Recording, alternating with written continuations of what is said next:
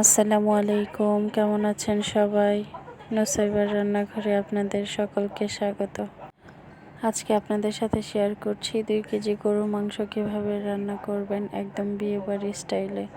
যদিও বা আমি গরুর মাংসে একটু আলু দিয়েছি, আপনারা সেটা স্কিপ করতে পারেন। প্রথমেই আমি মাংস ধুয়ে পরিষ্কার করে নিয়েছি এবং তাতে 1.5 কাপের মতো পেঁয়াজ কুচি দিয়ে নিচ্ছি।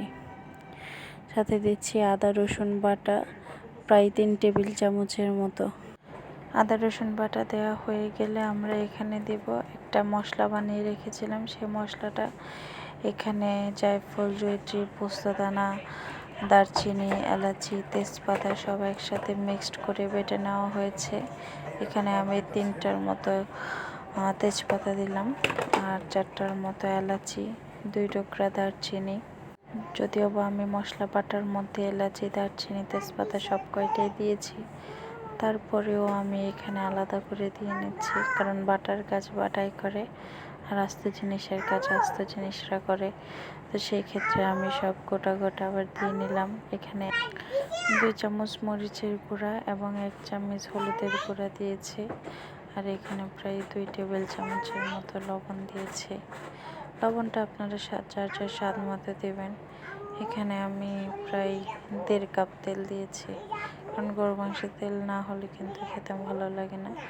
আর একটু ঝাল পছন্দ করি, তাই আমি কাঁচামরিচগুলো ভেঙে দিয়ে নিচ্ছি। আপনারা যারা কাঁচামরিচের ঝালটা পছন্দ করেন না, তারা অ্যাভয়েড করতে পারেন।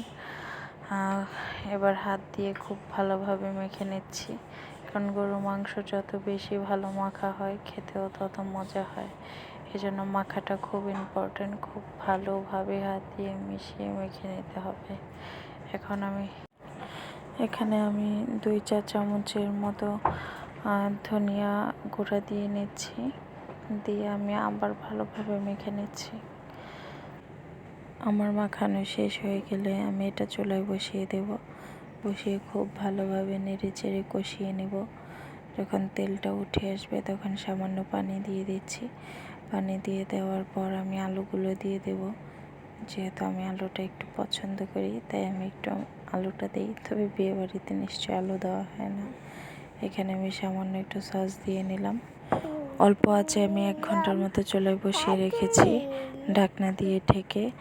ব্যাস, আমার মাংস তৈরি। দেখতেই পাচ্ছেন কতটা সুন্দর হয়েছে, খেতেও অনেক মজা হয়েছে। ভালো থাকবেন, আমাদের চ্যানেলের পাশেই থাকবেন। প্লিজ সাবস্ক্রাইব করবেন, ভালো লাগলে লাইক, কমেন্ট, শেয়ার করবেন। আল্লাহ হাফেজ।